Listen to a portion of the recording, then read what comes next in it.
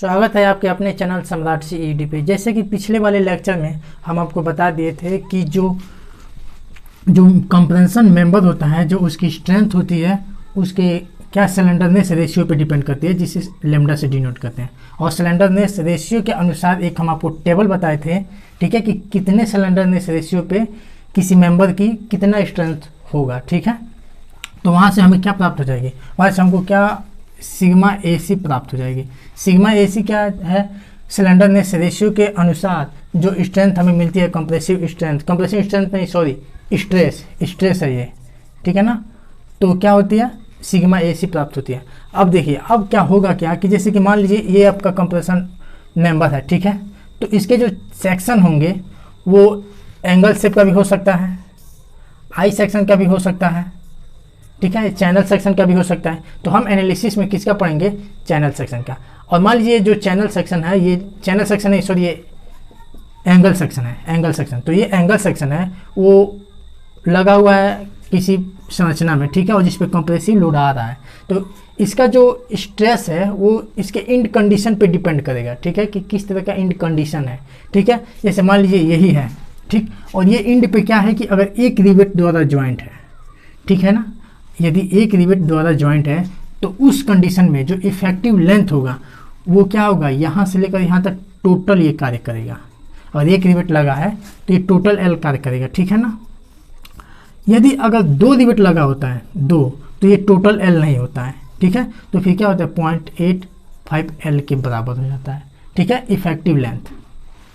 और इस तरह का कंडीशन है तो ठीक, सिग्मा 85 L होगा, ठीक है। अब देखिए होगा क्या, जिस कंडीशन में इसका इफेक्टिव लेंथ L होगा उस कंडीशन में क्या होगा, देखिए अगर इसमें एक रिवेट लगा है तो इसका इफेक्टिव लेंथ क्या होगा, L होगा। लेकिन उस कंडीशन में जो ये स्ट्रेस इस पे जो कार्य करता है, स्लेंडरनेस रेशियो के अनुसार निकलने के बाद जो स्ट्रेस जो कार्य करता है वो मात्र 80% ही कार्य करता है, ठीक है ना।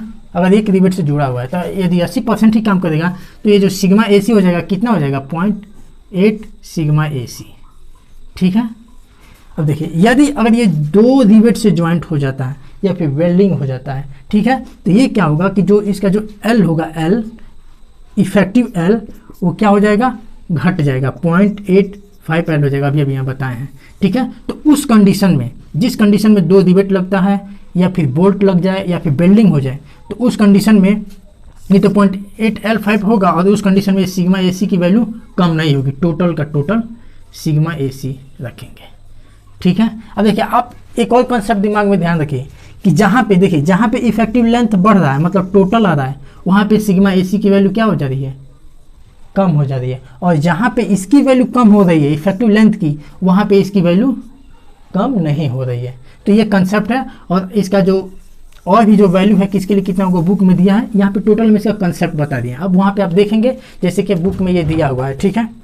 अब देख लीजिए, जैसे कि आप टेबल में 6.4 टेबल नंबर आप देख लीजिएगा DV गुप्ता की बुक में, ठीक है, एशियन पब्लिशर्स का आता है, उसमें आप मिला लीजिएगा कि जहाँ पे L equal to small L equal to capital L है, वहाँ पे क्या है, सिग्मा AC की वैल्यू 0.8, मतलब 80% ही उसकी वैल्यू रह जाती है, ठीक है।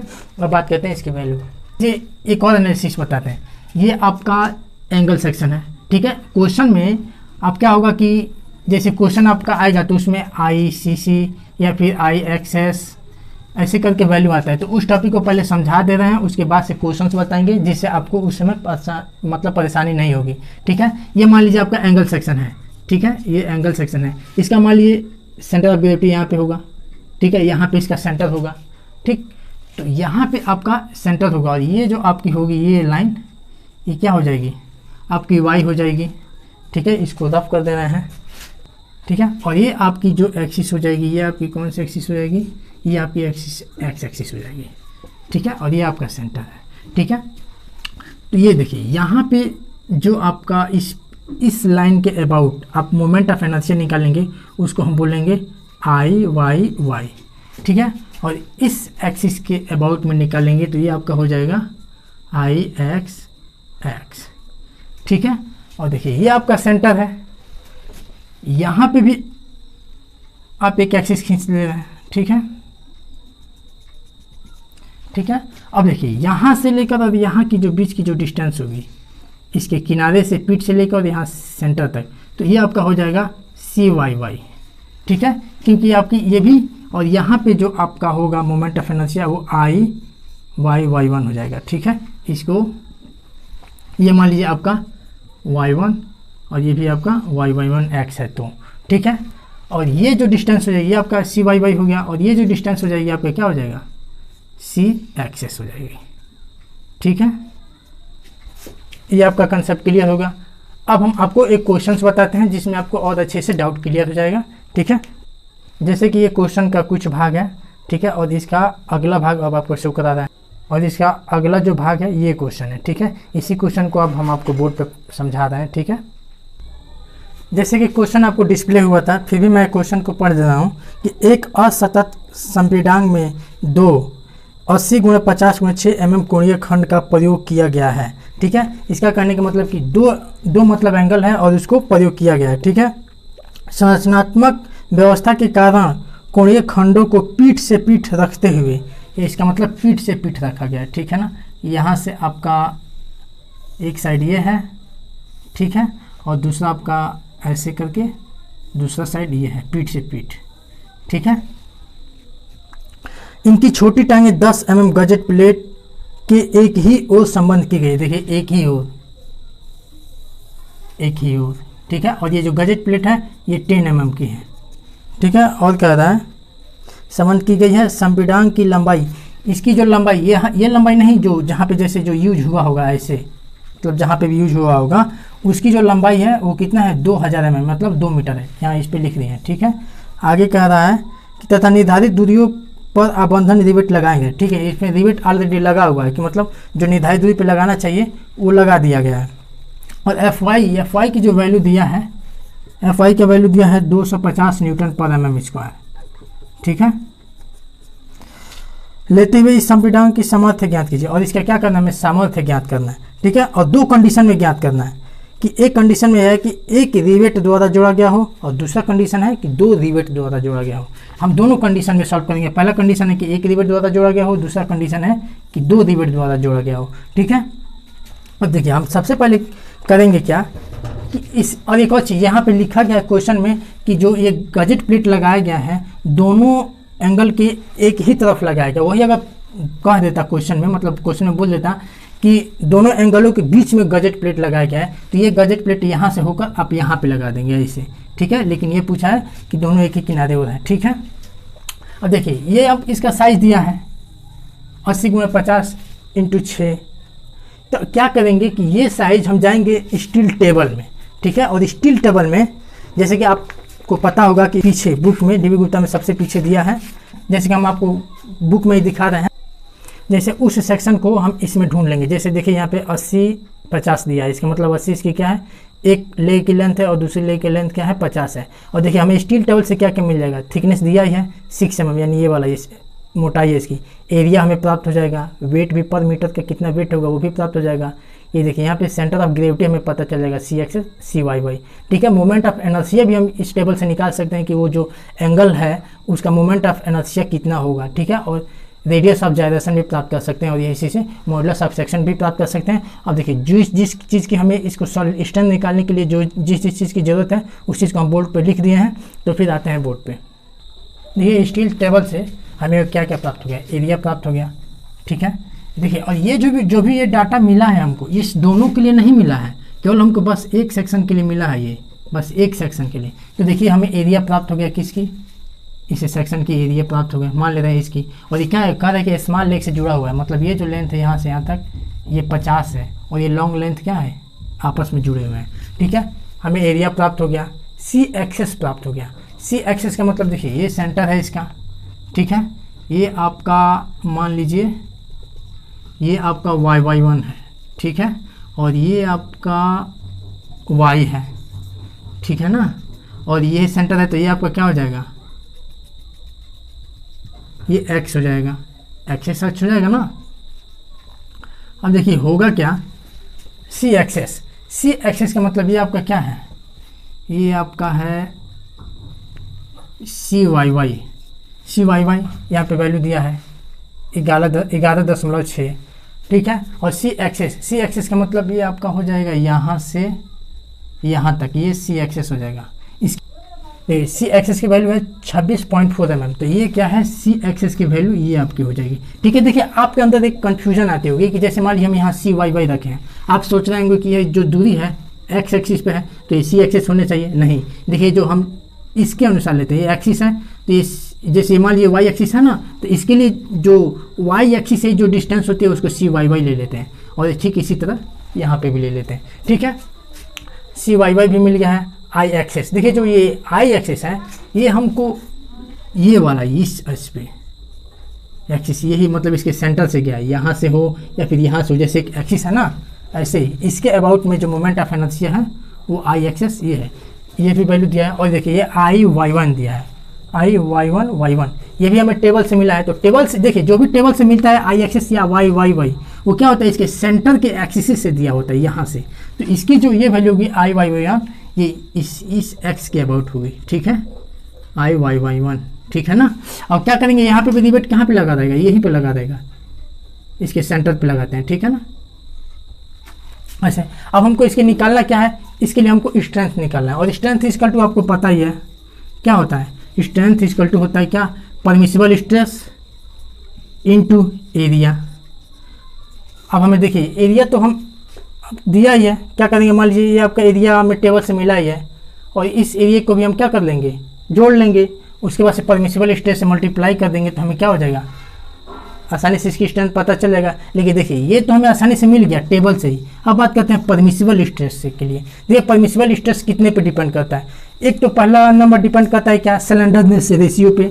सिलेंडरनेस रेशियो क्या है, सिलेंडरनेस रेशियो के बाद से हमें क्या करता है, सिग्मा एसी मिलता है। और ये भी क्या करता है, ये भी फिर आगे चल के किस पे डिपेंड करता है कि इसका इंड कंडीशन क्या है, सिंगल रिवेट द्वारा जुड़ा है या फिर डबल रिवेट द्वारा जुड़ा है। अगर सिंगल रिवेट द्वारा जुड़ा रहता है तो अभी आपको बताया है क्या, उसकी जो स्ट्रेंथ होती है 80% ही होती है। अगर डबल रिवेट से जुड़ा होता है तो क्या होता है, टोटल 100% स्ट्रेंथ होती है। तो ठीक है, तो सबसे पहले हमको क्या निकालना पड़ेगा, सिलेंडरनेस रेशियो। सिलेंडरनेस रेशियो को लैम्डा से डिनोट करते हैं। सिलेंडरनेस रेशियो को फार्मूला क्या होता है, L/R। ठीक है, और ये क्या है आपका इफेक्टिव लेंथ है। ठीक है, और ये आपका है रेडियस ऑफ जायरेशन। अब देखिए अब हमको रेडियस ऑफ जायरेशन निकालना पड़ेगा। तो रेडियस ऑफ जायरेशन निकलेगा कैसे, रेडियस ऑफ जायरेशन का इक्वल टू होता है क्या है, आपको पिछले वाले लेक्चर में बताया है, I minimum moment of inertia equal to area. तो एरिया तो हमें टेबल में दिया है, आसानी से पता कर लेंगे। अब हमको आई मिनिमम पता करना पड़ेगा। आई मिनिमम का क्या कि जैसे मान लीजिए अगर एक ही एंगल होता तो इसमें और इसमें दोनों में देख लेते कि मिनिमम कौन सा है। जो मिनिमम होता उसका वैल्यू यहाँ पे पुट करके एरिया से डिवाइड करके रूट ओवर में करके मार का वैल्यू निकाल देते हैं, और इफेक्टिव लेंथ उसके इन कंडीशन से पता कर लेते हैं इफेक्टिव लेंथ क्या होता है, सिलेंडरनेस रेशियो से हम इसका स्ट्रेंथ निकाल लेते हैं। लेकिन यहाँ पे देखिए यहाँ पे एक और जुड़ा हुआ है, एक और जुड़ा हुआ मतलब इस दोनों को संयुक्त रूप में एक्स एक्सिस पे या फिर वाई एक्सिस पे किस पे मिनिमम है मोमेंट ऑफ इनर्शिया वो निकालेंगे। जिस पे जो मोमेंट ऑफ इनर्शिया मिनिमम होगा वहाँ पे इसकी वैल्यू पुट कर देंगे। अब मिनिमम निकलेगा कैसे, सबसे पहले देखते हैं कि इस एक्स पे इसके लिए, और एक्स एक्सिस पे देखते हैं तो इसका जो मोमेंट ऑफ इनर्शिया है यहाँ पे दिया हुआ है। ठीक है, अब इसका भी निकालना है तो जितना मोमेंट ऑफ इनर्शिया इसका होगा उतना भी मोमेंट ऑफ इनर्शिया इसका भी होगा। तो इसमें हम क्या करेंगे, जो आई एक्स इसको भी एक्स एक्स कर दे रहे हैं। ठीक है, वही चीज़ होगा लेकिन ये जो निकाल रहे हैं ये दोनों के लिए निकाल रहे हैं, इस पूरे के लिए। तो यहाँ पे क्या करेंगे, बराबर 2 इंटू ये आपका वैल्यू रख देंगे 48 इंटू 10⁴। तो ये आपका वैल्यू आपका सॉल्व कराएगा 96 इंटू 10⁴। ये आपका क्या हो जाएगा, ये आपका हो जाएगा mm²। ये आपकी वैल्यू आ जाएगी किसकी, आई एक्सेस। ठीक है, ये वैल्यू हम मान लीजिए अपने दिमाग में रख ले रहे हैं कि एक्स एक्सिस के अबाउट इस टोटल मतलब संयुक्त रूप में जो सेक्शन लगा हुआ है उसका मोमेंट ऑफ इनर्शिया इतना निकल गया। अब हम क्या निकालेंगे, अब हम निकालेंगे वाई एक्सिस पे। तो वाई एक्सिस पे निकालने के लिए पहले इसका इस सेक्शन का क्या करेंगे, मोमेंट ऑफ इनर्शिया निकालेंगे। उसके बाद से 2 से मल्टीप्लाई कर देंगे तो फिर ये टोटल संयुक्त रूप में हमको मोमेंट ऑफ इनर्शिया प्राप्त हो जाएगा। तो यहाँ से अगर हम निकालते हैं, ठीक है, मोमेंट ऑफ इनर्शिया, तो देखिए ग्राफ में यहाँ इस एक्सिस के अबाउट नहीं दिया जाता है, जो डाटा वैल्यू दिया जाता है इसके अबाउट दिया जाता है। ठीक है, तो हम क्या करेंगे, निकालेंगे यहाँ से इस एक्सिस पे। तो आपको समांतर अक्ष का पद में बताए हैं बताए थे आपको कि जैसे मान ली मोमेंट ऑफ इनर्शिया निकालना हो तो उसके सेंटर पे प्लस जो क्या होता है एरिया इंटू डी स्क्वायर। ये फार्मूला हम आपको पिछले वाले लेक्चर में, आप मेरा प्रीवियस का लेक्चर में देख लीजिएगा, ठीक है। इस फार्मूले से निकालते हैं। तो ये जो वैल्यू है ये कौन सी वैल्यू है आपका, ये जो इसकी सेंटर ऑफ ग्रेविटी से जो होकर जाती है ये वाली वैल्यू। तो ये वाली वैल्यू कौन सी आपकी है, देखिए ये है जो हम टेबल से निकाल चुके हैं। ये इसकी वैल्यू कितनी है, यहाँ पे इसको रफ करते हैं फिर बताते हैं। ठीक है, तो ये आपका था समांतर अक्ष का पद में, ठीक है। अब क्या करेंगे, इस सूत्र में ही वैल्यू पुट करेंगे। तो ये जो आपकी वैल्यू होता है आपको बताएं इसके अबाउट। तो देखिए ये वाला जो वैल्यू है I/y1 वाला है, ये वाला सॉरी देखिए ये आपका है स्क्वायर में 2⁴ में होता है इसका मतलब, ठीक है। ये वैल्यू आपको पुट कर दिए हैं यहाँ पे प्लस देखिए ए का मतलब एक ही सेक्शन का भी निकाल रहे हैं, एक सेक्शन का एरिया आपका दिया हुआ है 7.46 × 10⁻², ठीक है। और ये भी स्क्वायर, तो ये आपका वैल्यू ये हो गया इनटू डी का मतलब यहाँ से और यहाँ के बीच का डिस्टेंस होता है। तो उसकी वैल्यू देखिए यहाँ पे 11.6 का स्क्वायर पुट कर दिए। अब देखिए क्या है, एक सेक्शन के लिए है, अब 2 सेक्शन के लिए निकालना है तो क्या करेंगे, इसके आगे 2 से मल्टीप्लाई कर देंगे, यहाँ पे 2 से मल्टीप्लाई कर देंगे। तो आपकी जो वैल्यू आएगी 48.88 mm², ठीक है। तो ये आप इसमें 2 से मल्टीप्लाई कर देंगे, ये ब्रैकेट में कर देंगे, ठीक है। तो ये वैल्यू आएगा 48.88 mm²। तो देखिए ये आपका वैल्यू आया 96 और ये आपका वैल्यू आया 48। देखिए दोनों में मिनिमम कौन सा है, ये तो 96 है और ये 48 है, तो जाहिर सी बात है आपका वैल्यू ये मिनिमम है। तो यहाँ से जो कि ये जो यहाँ पे जो मोमेंट ऑफ इनर्शिया होगा वो मिनिमम होगा। अब हम क्या करेंगे, स्लेंडरनेस रेशियो निकालेंगे, तब तक इसको रफ करते हैं। देखिए तो आया हुआ का जो वैल्यू था 48.88 mm²। तो देखिए ये mm² होगा, बट इसमें जो वैल्यू आया था 10⁴ तब करके mm²। तो ये वैल्यू यहाँ पे लिख दिए हैं, ठीक है। तो इसको फिर ऑफ करते हैं।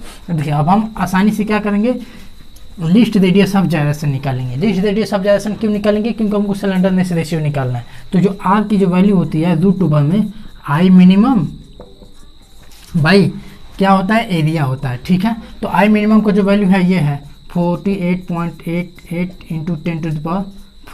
और ये देखिए ये जो ए की जो वैल्यू होगी, ये तो केवल जो हमें डाटा जो गिवन था स्टील टेबल से ये वाला वो केवल एक के लिए था, ठीक है। तो एक के लिए क्या हो जाएगा 7.46 × 10⁻², ठीक है। अब इसके आगे हम 2 से मल्टीप्लाई कर देंगे, क्यों, क्योंकि एक सेक्शन ये है और एक सेक्शन ये है। तो अब हमें क्या जाएगा, टोटल एरिया निकल जाएगा।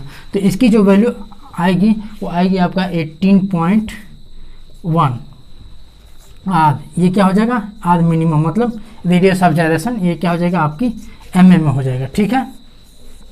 अब हम क्या करेंगे, स्लेंडरनेस रेशियो निकालेंगे। तो इसको हम तो स्लेंडरनेस रेशियो निकालते थे। स्लेंडरनेस रेशियो क्या हुआ कि जिसमें 2 कंडीशन में सवाल पूछा है। पहला कि एंड पॉइंट पे एक में कि एक रिवेट लगाया गया है, ठीक ना, एक रिवेट द्वारा किया गया। दूसरा में क्या है कि 2 रिवेट द्वारा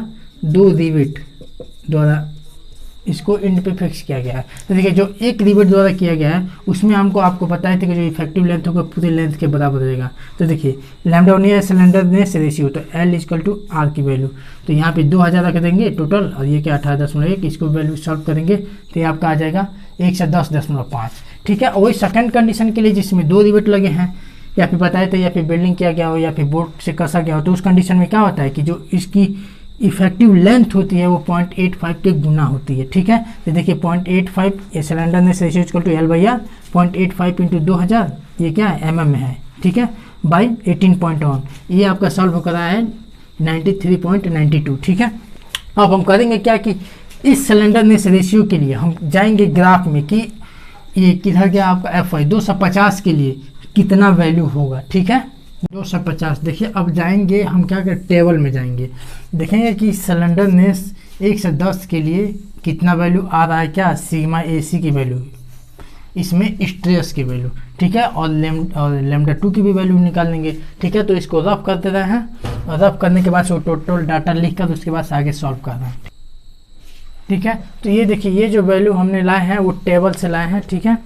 हम टेबल आपको दिखाते हैं कि उससे कैसे वैल्यू आपको आएगा। देखिए लैम्डा का वैल्यू आया था 1 से 10.5। अब हम 1 से 10.5 ये सिलेंडरनेस रेशियो में देखेंगे कि कितने के बीच में आ रहा है। देखिए ये 1 से 10 है और ये आपका 1 से 10 है और ये 1 से 20 है, तो 1 से 10.5 इसके बीच में आ रहा है। तो देखिए एक इतने सिलेंडरनेस रेशियो के लिए और देखिए इसमें जो हम दिए था परमिसिबल स्ट्रेस ऑफ वाई का मान 250, तो इस टेबल में हम इसे मिलान कर लेंगे, एक 1 से 10 के लिए और एक 1 से 20 के लिए, ठीक है, 250 में। तो आपका आ रहा है कितना, 200, यहाँ पे देख लेंगे और फिर ठीक है। अभी आपको हम टेबल में शो कराए हैं। तो देखिए 1 से 10 के लिए आपका 72 न्यूटन पर mm स्क्वायर और 1 से 20 के लिए 64। देखिए स्लेंडरनेस रेशियो बढ़ा है 1 से 10 1 से 20, लेकिन ये घटा है। देखिए तो 1 से 10 के लिए इतना और 1 से 20 के लिए इतना आया हुआ है। तो हमें निकालना कितना है, 1 से 10.5 के लिए कितना आएगा। देखिए अब क्या करेंगे कि इसमें और इसमें अंतर देख लेंगे, ये 72 है, ये 64 है, अंतर कितने का हो जाएगा, 64 और 6 70 8 हो जाएगा। यहाँ अंतर तो 8 हो जाएगा और यहाँ अंतर कितना हो रहा है, 1 से 10 1 से 20, यहाँ अंतर हो रहा है आपका 10, ठीक है, यहाँ आपका अंतर हो रहा है 10। देखिए तो ये दोनों ये सेम है, मान लीजिए ये इसके लिए ये और इसके लिए ये, तो इधर अंतर 10 और इधर अंतर 1 है। इसका मतलब इधर यदि इधर 1 अंतर होगा तो इधर कितना अंतर होगा, 8/10 होगा ना, ठीक है। अब देखिए तो हम क्या करेंगे, 1 के लिए इतना अंतर हो रहा है तो हमको निकालना कितना है, 1 से 10.5 के लिए। तो ये क्या है आपका, इससे 0.5 ज़्यादा है तो हम 0.5 के लिए निकालेंगे और 1 के लिए इतना आ रहा है। और ये देखिए 72 है और ये 64 है, डाटा क्या हो रहा है, घट रहा है। तो घटा है तो सबसे कितने में से घटाएंगे, 72, और 72 में से कितना घटाएंगे, माइनस। हम क्या करेंगे, जो ये वैल्यू है पुश करो, ठीक है दोस्तों।